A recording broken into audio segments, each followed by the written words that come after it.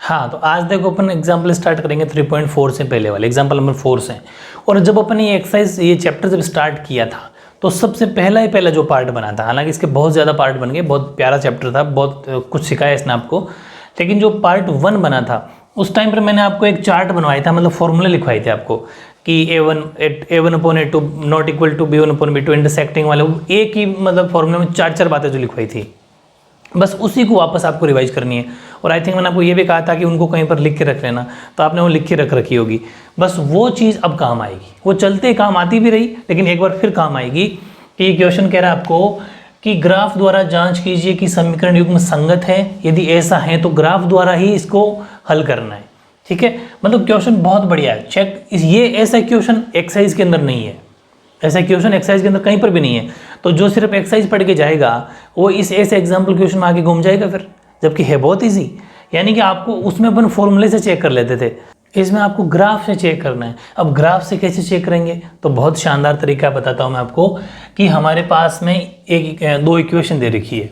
ठीक है, in equation से अपन बनाएंगे ग्राफ। ठीक है, और उसने कहा अगर वो संगत हो तभी इसको सोल्व करना आगे, अगर वो कंसिस्टेंट हो। ठीक है, इक्वेशन क्या हो, कंसिस्टेंट हो, तो फिर इसको सोल्व देम ग्राफिकली। तो मतलब कंसिस्टेंट कब होगा कि जब अपन ने सपोज ग्राफ बनाया, एक इक्वेशन ऐसी बनी और एक ऐसी बनी, अगर दोनों ने आपस में क्रॉस कर लिया, इंटरसेक्ट कर लिया, तो फिर हम कहेंगे कि संगत है। ठीक है, तो प्रतिच्छेद बोलते हैं हिंदी में, प्रतिच्छेद। ठीक है, प्रतिच्छेद अगर कर जाएगी ग्राफ, या फिर ऐसा मान लो कि इंटरसेक्ट अगर ग्राफ कर जाएगी, तो हम ये कह देंगे कि अपना जो इंटरसेक्टिंग अगर कर जाएगी तो हमारा ग्राफ वो क्या है, संगत है। ठीक है, चलो फिर दोनों इक्वेशंस अपन एक बार सोल्यूशन बनाएंगे ग्राफ की तरह बाय इक्वेशन फर्स्ट, यानी कि समीकरण 1 से। समीकरण 1 से अपन अगर लेंगे तो समीकरण 1 है x + 3y = 6। तो x की वैल्यू से x को सेपरेट करना है, तो उधर भेज दो y को, 3y को, ये x सेपरेट हो गया। इसकी अपन बना लेंगे टेबल। ठीक है, और बहुत ईजी सी, मैक्सिमम 3 कॉलम ले लो, बहुत है वैसे तो 2 ही बहुत है, लेकिन 3 ले लिया करो। अब यहाँ पर अपन को y की वैल्यू रखनी है इसके अंदर।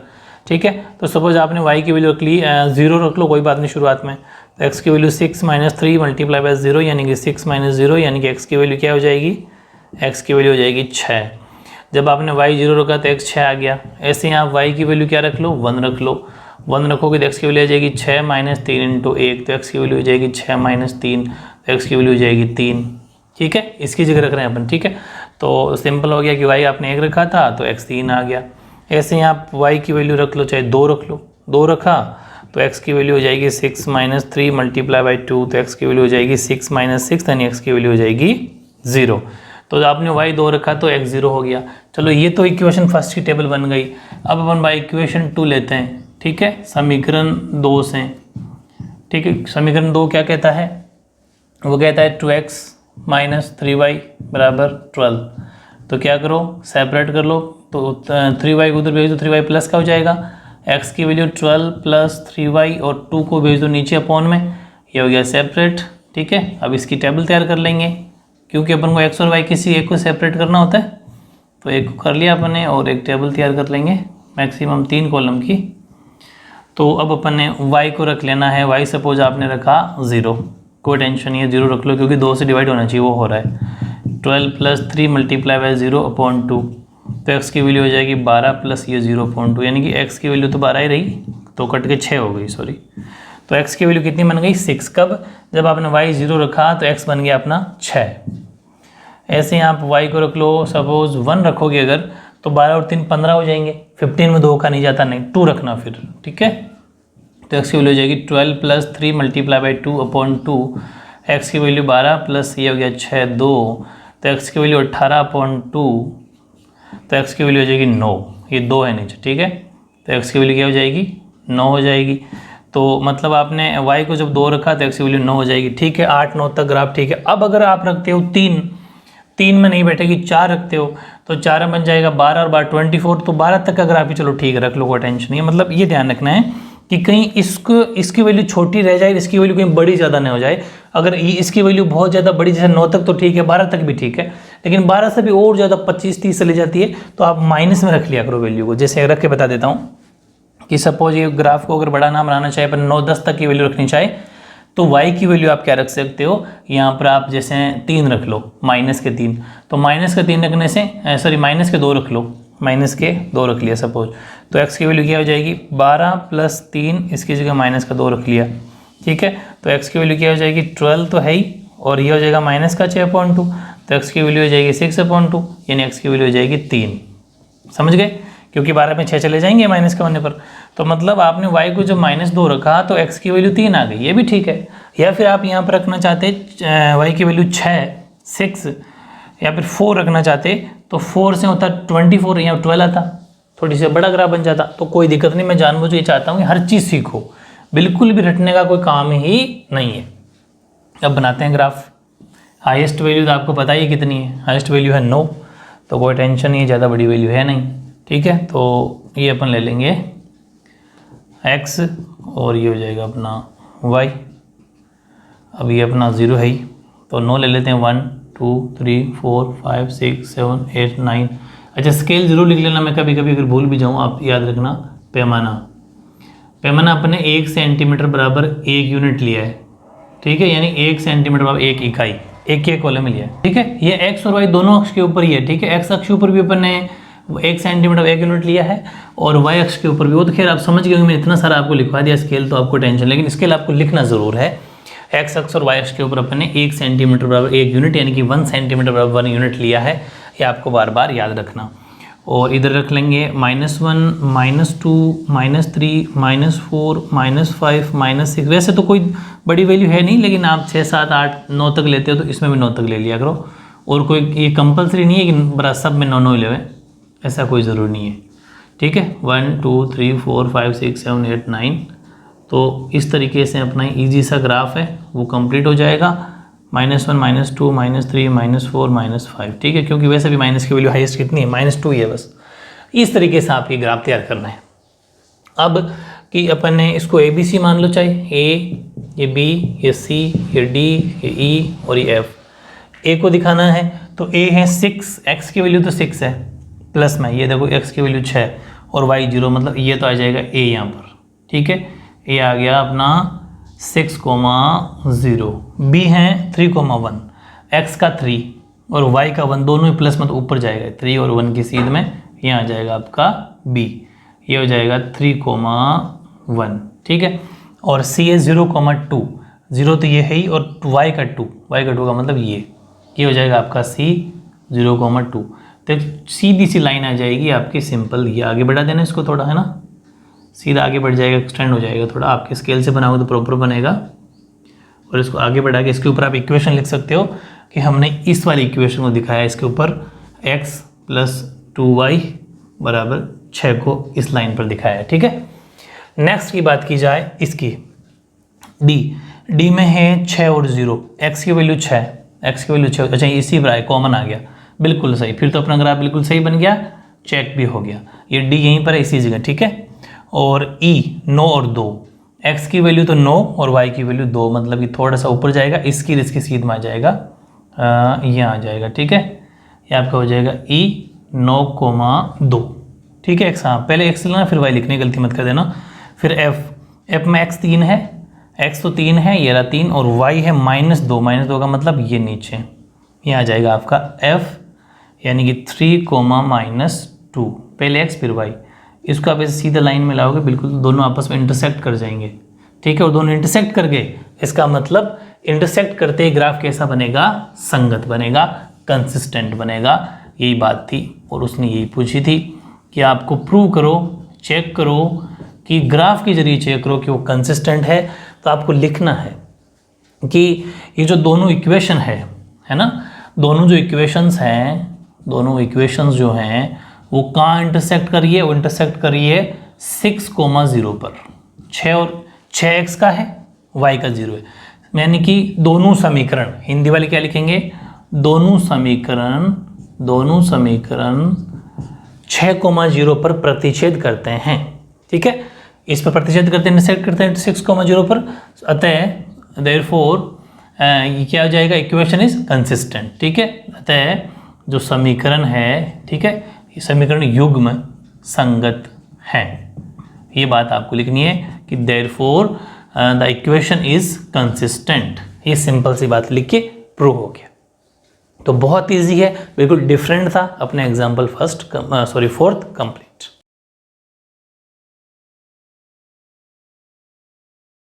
हाँ, अब देखो अपने एग्जाम्पल नंबर 5, ये भी फिर उसी तरह का लेकिन मामूली सा चेंज इन्होंने किया है।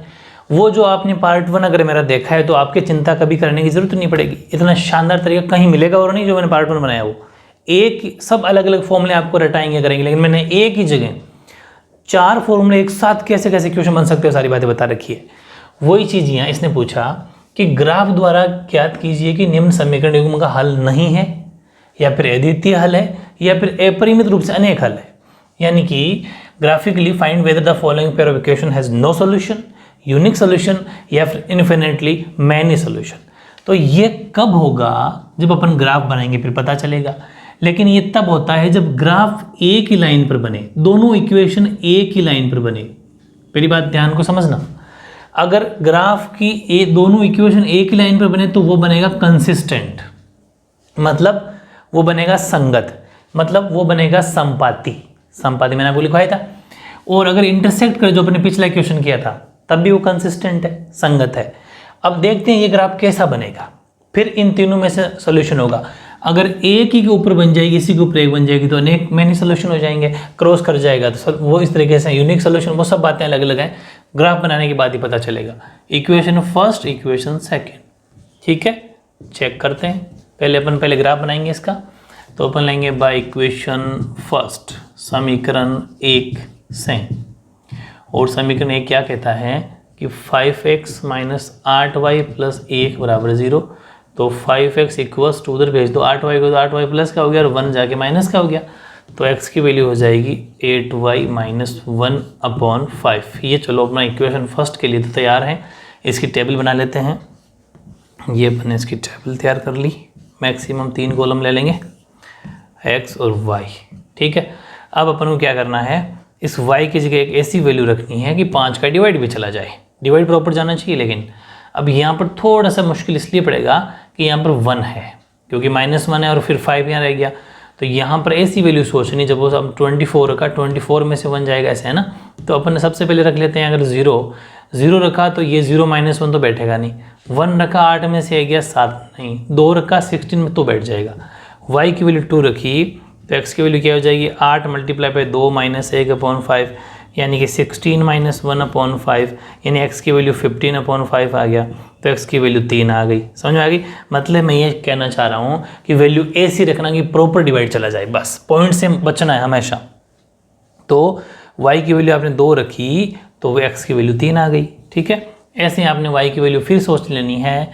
और अगर आप 3 रखते हो 24 में से 123 नहीं बैठेगा, 4 रखते हो 32 में 31 नहीं बैठेगा, 40 नहीं बैठेगा, 6 में 6 8 = 48। इससे बेटर अपन कुछ माइनस की वैल्यू सोच लेते हैं कि अगर सपोज अपन यहाँ पर -1 रखें तो -2 रखें, -2 हो जाएगा, -3 बैठ जाएगा, y की वैल्यू हो जाएगी -3। ऐसे खुद को ही सोचना है, बहुत बेटर तरीका है ये सोचने से। 3 रखा और -1/5, तो x की वैल्यू क्या हो जाएगी -8 और -1 24 -24, 8 3 से 24 और -1 5। तो x की वैल्यू हो जाएगी -25/5। तो x की वैल्यू हो जाएगी -5। यानी कि जब आपने y की वैल्यू -3 सोची तो x की वैल्यू -5 आ गई। इजी तरीका है, ठीक है। अब देखो, वैसे तो 2 कॉलम ही बहुत है, अगर आपको ज़्यादा मुश्किल लगे तो 2 कॉलम का ग्राफ बना के जाना, नहीं तो फिर एक बार और सोच लो कोई ऐसी वैल्यू कि सपोज अपन ने -3 यहाँ सोची थी, ठीक है। -3 तक तो मामला बैठ रहा था। -4 अगर रखें अपन यहाँ पर -4 तो वो 32 और 33 बनेंगे। 5 रखेंगे तो भी नहीं, 6 से तो मतलब और ज़्यादा अगर वैल्यू कॉम्प्लिकेटेड बनती जा रही है, मतलब इसका मतलब ये है कि अपन इसको एक वैल्यू वापस थोड़ा सोचें अगर, तो अपन y की वैल्यू ये भी रख सकते हैं कि अपन यहाँ रख लें 7 8 = 56 होता है y की वैल्यू, है ना। तो अगर अपन रखें 7 8 रख लेते हैं y अगर, है ना। तो y की वैल्यू अगर 7 रख लेते हैं, 7 का खाता ना 7 रखना है, तो फिर ये हो जाएगा x की वैल्यू हो जाएगी 8 × 7 -1/5। तो x की वैल्यू हो जाएगी 56 - 1/5, तो x की वैल्यू 55/5, तो x की वैल्यू 11 हो जाएगी। और 11 तक तो ठीक है ग्राफ, कोई टेंशन वाली बात नहीं है। तो y अगर 7 रखा तो 11 आ गया, ये भी ठीक तरीका है। और आपके माइंड में कोई वैल्यू आ रही हो तो आप रख लेना, कोई टेंशन वाली बात नहीं है। ग्राफ कैसा भी हो सही बैठेगा वो। अब बात आती है इक्वेशन सेकंड की, जो थोड़ा सा कॉम्प्लिकेटेड है, लेकिन मैं इसको इजी बना दूंगा बाय इक्वेशन 2, समीकरण 2 से। समीकरण 2 कहता है 3x माइनस 24/5y प्लस 3/5 बराबर 0। इसके नीचे 1 रख लेते हैं, ले लिया एलसीएम, तो ये हो गया 15x माइनस 24y प्लस 3 बराबर 0, ये हो गया 0। पीछे क्या बच कैसे क्या हो गया, तो 0 हो गया, ये पीछे बच गया, तो 15x माइनस 24y प्लस 3 बराबर 0, ये इक्वेशन निकल के आई। ठीक है, अब यहाँ पर कुछ कॉमन जा रहा है तो कॉमन ले लो, कॉमन 3 जा रहा है, 3 5 = 15, 3 8 = 24 और 1 बराबर 0। 3 को उधर जाके 0 के अपन में जाएगा तो खत्म हो जाएगा, दिखाने की ज़रूरत नहीं होती। तो 5x माइनस 8y प्लस 1 बराबर 0, बिल्कुल सेम टू सेम समीकरण जो 1 था वही 2 बन गया। ध्यान से सोचो कि जो 1 था वो इक्वेशन 2 बन गया, इसका मतलब आप सीधा कह सकते हो सिमिलरली, ठीक है, इसका जो ग्राफ बनेगा वो भी यही बनेगा। ये जो टेबल अपने बनाई है, इसकी जो टेबल बनाई है वो इस टेबल इसकी बनेगी। ठीक है, तो यहाँ पर तो वैसे दिखाने की भी ज़रूरत नहीं है, सिमिलरली करके 3 2 -5 -3 चाहो तो दिखा देना, वैसे कोई फ़र्क पड़ता ही नहीं, ना दिखाओ तो भी चलेगा।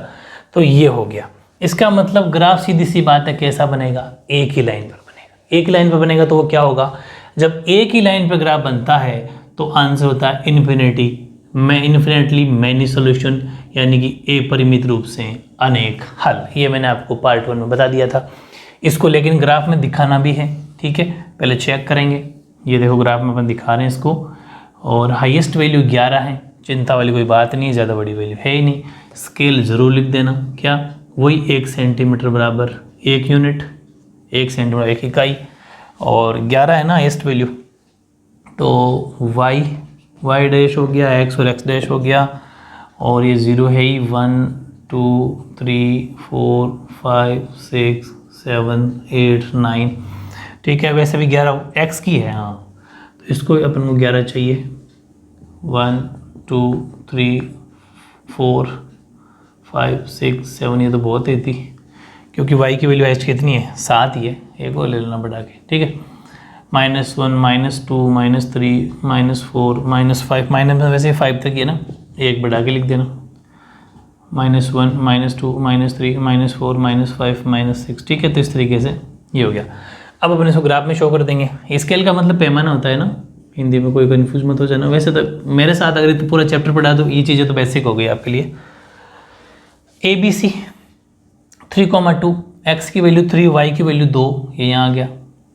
ठीक है, फिर -5 -3 -5 x का -5 दिस ये रहा, और y का -5 ये रहा, दोनों सीध में मिला देना यहाँ। फिर x का 11, x का 11 ये रहा, और y का 7 थोड़ा सा ऊपर जाएगा। ठीक है, यानी कि ये जो अपने स्केल लिखा है अगर मिटा रहा हूँ, आप तो समझ तो गए होंगे, आपको लिखना है इसकी सीध में और 7 की सीध में जाएगा ये यहाँ। ठीक है, इस तरीके से एक सीधी लाइन जाएगी, बिल्कुल एक्यूरेट, ये आपका बन जाएगा इक्वेशन। इसको थोड़ा आगे बढ़ा के लिख देना, इक्वेशन फर्स्ट जो कि अपनी क्या थी, वो थी 5x माइनस 8y प्लस 1 बराबर 0, और इसी पर अगली इक्वेशन है। ठीक है, और वैल्यू शो कर देना, जैसे यहाँ पर आपने दिखाया है 3,2, यहाँ आपने दिखाया है 11,7। ठीक है, x का तो 11 और y का 7, थोड़ा मैंने ऊपर दिखा दिया, या शायद यहाँ कहीं बनेगा, ये देख लेना, एडजस्ट कर लेना ना।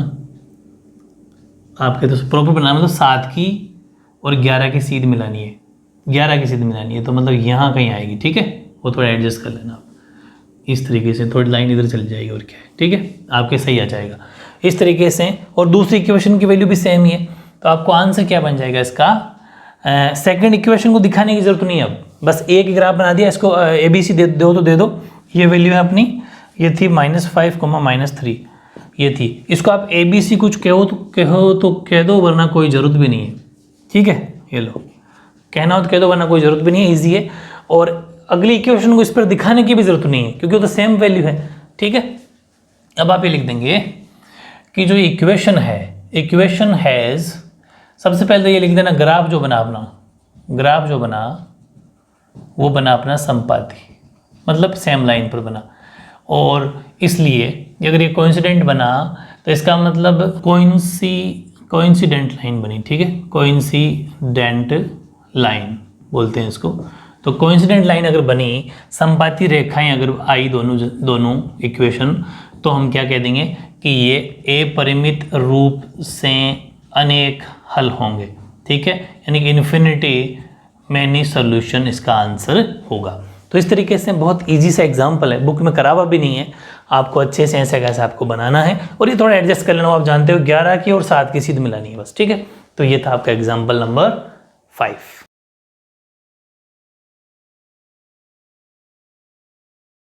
अब देखो आपका उदाहरण 6 यानी एग्जाम्पल नंबर 6। चंपा एक सेल में कुछ पैंट और स्कर्ट खरीदने गई। जब उसकी सहेलियों ने पूछा कि प्रत्येक के कितने नग खरीदे, मतलब कितने कितने खरीदे, 2 खरीदे, 3 खरीदे, कितना खरीदा, तो उसने आंसर दिया कि मैंने स्कर्ट की संख्या खरीदी गई है, वो पैंटों की संख्या की 2 गुनी से 2 कम है। बहुत ही तगड़ा जवाब। और स्कर्ट की जो संख्या खरीदी गई है वो पैंटों की संख्या से 4 गुनी से भी 4 कम है। तो सहेलियों की ये जानने के लिए सहायता कीजिए, क्योंकि वो मैथ्स में इतनी इंटेलिजेंट थी नहीं सामने वाली सहेलियाँ, तो वो कन्फ्यूज पड़ गई कि ये क्या आंसर दिया, इसलिए आपको उनकी हेल्प करनी है। तो बताओ कि चंपा ने कितनी पैंट और कितने स्कर्ट खरीदी। Champa went to a sale to purchase some pants and skirts. When her friends asked her how many of each the had bought, तो she answered the number of skirts is 2 less than twice the number of pants purchased. Also the number of skirts is 4 less than 4 times the number of pants purchased. To help the friends to find how many pants and skirts Champa bought. ठीक है। हाँ, तो अब समझो solution कि अपन रख लेते हैं कि माना कि पैंटों की संख्या यानी let number of pants x और माना कि स्कर्ट की संख्या सपोज अब रख लिए y, ये ठीक है, x और y का नाम दे दिया। अब उसने क्या कहा था, जो पहली कंडीशन उसने कही थी, ठीक है, फर्स्ट कंडीशन, ध्यान से समझना, काफ़ी अच्छा क्वेश्चन है। पहली शर्त, एक बात आपके माइंड में ये आएगी कि इसको किस मेथड से सोल्व करें, ग्राफिकली करें या फिर नॉर्मल कर लेते हैं, अलजेब्रिक कर लें। देखो इसमें लिखा हुआ नहीं है ग्राफिकली कर लो, लेकिन ये चैप्टर कंटिन्यू ग्राफिकली चल रहा है, तो अपन ग्राफ की वजह उस हिसाब से कर लेंगे, वरना इसको एल्जेब्रिक करना तो इजी है, आप कोई सा मेथड अप्लाई कर देना, चाहे एलिमिनेशन करो चाहे क्रॉस मल्टीप्लिकेशन करो, वो आपकी इच्छा, कोई फर्क नहीं पड़ता। लेकिन रटना मत, एग्जाम में कोई मेथड का नाम ना लिखा है तो आप इसको किसी भी मेथड से कर सकते हो, ठीक है, ये ध्यान रखना। पहली कंडीशन ये है कि उसने पहली बात ये कहा कि जो मैंने ये नंबर ऑफ पैंट खरीदी थी जिसको अपन एक्स माना, उसकी 2 गुनी से 2 कम मैंने क्या खरीदी, 2 गुनी से 2 कम क्या खरीदी, उसने स्कर्ट खरीदी। तो इसका मतलब पहली कंडीशन बन गई ये, y बराबर, दोनों को बराबर करना है, इसका 2 गुने में 2 माइनस करो उतनी स्कर्ट, ठीक है, पहली बात ये। फिर उसने बात करी सेकंड कंडीशन, मतलब सेम ही बात है लेकिन उसको 2 बार कहा है। दूसरी शर्त ये थी कि मैंने इस बार 4 गुना से 4 कम, ये देखो ये 2 कंडीशन बन जाएगी, ठीक है। तो अपने लिए ये समीकरण 1 और ये समीकरण 2, किसी भी मेथड से अगर करें, इसको एलिमिनेशन से करें तो 1 मिनट लगेगी, लेकिन अब इसको अपन ग्राफिकली करते हैं, ठीक है। थोड़ा मुश्किल ज़रूर है लेकिन सीखना ज़रूरी है, क्योंकि एग्जाम में अभी चल भी वही रहा है भाई, चैप्टर तो वही चला ग्राफिकली, तो आपको ग्राफीय विधि से आना चाहिए सबसे। ये अगर आ गया तो कोई टेंशन नहीं है, बाकी तीनों तो मैंने बहुत कुछ करवा दिया आपको, तीनों मेथड। तो ग्राफीय विधि से अपन करेंगे तो बाई इक्वेशन फर्स्ट, यानी कि समीकरण 1 से। समीकरण 1 क्या कहता है, ऑलरेडी अच्छा वाई सेपरेट ही है उसमें, तो वो कहता है y बराबर 2x माइनस 2, ये है। इसकी टेबल बना लो, टेबल बनाइए अपन, अगर यहाँ पर बना लेते हैं, ठीक है, x और ये y। तो सबसे पहले आप क्या रखोगे, x की वैल्यू कोई सी रख लो, सिंपल है कि सपोज आपने x को 0 रख लिया, 0 रखा, 0 तो मत रखो, 1 रख लो, 1 रखा तो y क्या आ गया, 2 इंटू 1 यानी कि 2 माइनस 2, तो y 0 आ गया, कोई बात नहीं। x 1 रखा तो y 0 आ गया। फिर आपने x को 2 रख लिया सपोज, ठीक है, x को अगर आपने 2 रख लिया यहाँ पर, तो y की वैल्यू क्या आ जाएगी, 2 इंटू 2 माइनस 2 यानी कि y की वैल्यू आ जाएगी 2, भाई 2 टू 4, 4 माइनस 2। तो जब आपने x को 2 रखा तो y 2 आ गया। ऐसे ही एक बार और सोच लो कि सपोज y की 3 रख ली, x की, अगर x आप 3 रखते हो तो y की वैल्यू क्या हो जाएगी, 6 माइनस 2, तो y वैल्यू हो जाएगी 2, यहाँ रख रहे हैं अपन तो 6 माइनस 2 यानी कि 4, ठीक है। तो अगर आपने x को 3 रखा तो y आ गया आपका 4, ठीक है, 6 माइनस 2 4 आ गया। और इसमें तो दोनों 2 आए थे, 2 यानी कि 4 में से 4 तो 2, हाँ ठीक, ये बन गया अपने इक्वेशन फर्स्ट की टेबल। और अब अपन बनाते हैं y इक्वेशन 2 समीकरण 2 से, समीकरण 2 क्या कहता है? समीकरण 2 कहता है y बराबर 4x माइनस 4। इसकी टेबल बना लो, ये तो वैसे ही सेपरेट तो दोनों ही हैं, तो अपन को x या y किसी को भी सेपरेट करने की ज़रूरत नहीं पड़ी। तो देखो x बराबर रख लिया सपोज अपन ने 1, तो y की वैल्यू क्या हो जाएगी 4 इंटू 1 माइनस 4, यानी कि ये भी 0 ही हो गया, क्योंकि 4 में से 4 गया तो 0 बच गया। तो जब आपने x रखा तो y 0 हो गया। फिर सेकेंड टाइम आपने x की वैल्यू रख लेनी है, सपोज 2 रख ली, ठीक है। तो x की वैल्यू 2 रखी तो y की वैल्यू हो जाएगी 4 इंटू 2 माइनस 4, यानी कि y की वैल्यू हो जाएगी 8 माइनस 4, यानी कि y की वैल्यू हो जाएगी 4। तो जब आपने x 2 रखा तो 4 आ गई। फिर आपने x की वैल्यू 4 रख लो भले, 3 रख लो भले, कोई सी भी रख लो, 3 रख ली, तो y की वैल्यू क्या हो जाएगी 4 मल्टीप्लाई बाई 3 माइनस 4, हाँ तो y वैल्यू हो जाएगी 12 माइनस 4, तो y की वैल्यू हो जाएगी 8। यानी जब आपने 3 रखा x को तो y आ गया 8। ठीक है भाई, चेक कर सकते हो। y को आपने 0 रखा, y को 4 रखा, y को 8 रखा, सोल्यूशन आपके सामने। फिर इसके बाद में अपन इसका ग्राफ बना लेंगे। इसको आप चाहो तो ABC नाम दे दो, A, B और C, ये D, E और F। ठीक है, अब आप सोच रहे होंगे ग्राफ जहाँ पर क्रॉस करेगा वो x और y की वैल्यू होगी, ठीक है, और जो x होगी वो नंबर ऑफ पैंट्स होगी, जो y होगी वो नंबर ऑफ स्कर्ट्स होगी। ठीक है, तो L ग्राफ बना लो इसका। तो L का मतलब ये वाला प्लस वाला ही, क्योंकि इसमें दोनों ही टेबल की वैल्यू कैसी है, प्लस की है, तो कोई टेंशन वाली बात नहीं है। हाईएस्ट वैल्यू कितनी 8, और इसमें भी 4, तो हाईएस्ट वैल्यू 8 है। 1 2 3 4 5 6 7 और 8। ठीक है, और सॉरी ये x हो जाएगा अपना, और y की बात की जाए तो 1 2 3 4 5 6, इसमें भी कोई ले लो, ज़्यादा तो इसमें खैर है नहीं, 5 6 ही चल जाए, क्योंकि y की वैल्यू नीचे वाली है ना, y की वैल्यू y की वैल्यू है 8, चलो एक बड़ा के ले लेना। इसमें भी लिख लो, स्केल लिख देना, स्केल का मतलब पैमाना। पैमाना लिखोगे आप x अक्ष के ऊपर, 1 सेंटीमीटर बराबर 1 यूनिट, और y अक्ष के ऊपर लिखोगे आप सेम टू सेम 1 सेंटीमीटर बराबर 1 यूनिट। ठीक है, तो मैंने हिंदी इंग्लिश दोनों लिख दी है, समझ जाना आप। इस तरह से स्केल तैयार हो जाएगा आपका दोनों अक्ष के ऊपर। हिंदी वाले सेम ही ऊपर उतारना है, इंग्लिश वालों नीचे सेम उतारना है। ठीक है, चलो अब अपन बात करें a की।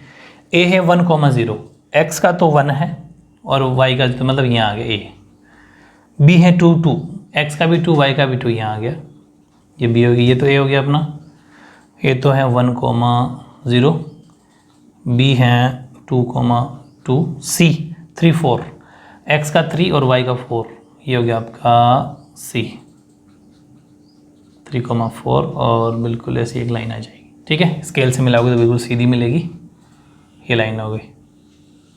नेक्स्ट की अगर बात करें समीकरण की, इसको आप आगे बढ़ा के लिख सकते हो। इसके ऊपर इक्वेशन, कौन सी इक्वेशन है ये, फर्स्ट, जिसका क्या वैल्यू है y बराबर 2x माइनस 2। ठीक है, सेकेंड की टेबल ये रही, इसमें d 1,0, ये तो इसी पर आ गया, d इसी के ऊपर है, 1,0 कॉमन हो गया।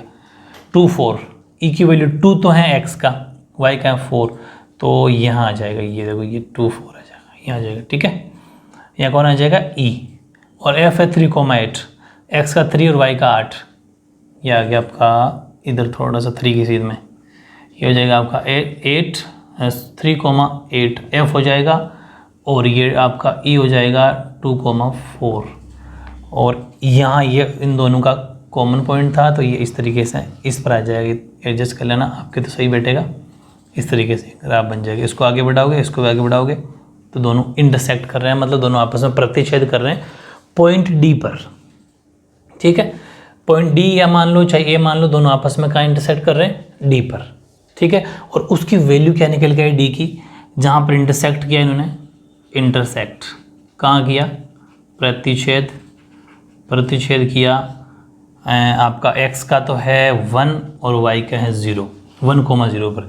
इसका मतलब x की वैल्यू तो 1 है और y की वैल्यू 0 है। इसका मतलब उसने उल्लू ही बना दिया। उल्लू कैसे बनाया कि x का मतलब नंबर ऑफ, ध्यान समझना, नंबर ऑफ पैंट्स, ठीक, एक ही पैंट है तो एक तो पैंट खरीदी उसने, ठीक है, पैंट की संख्या, अतः ये थोड़ा स्टेटमेंट लिख देना, therefore number of points equals to 1, अतः पैंट की संख्या 1।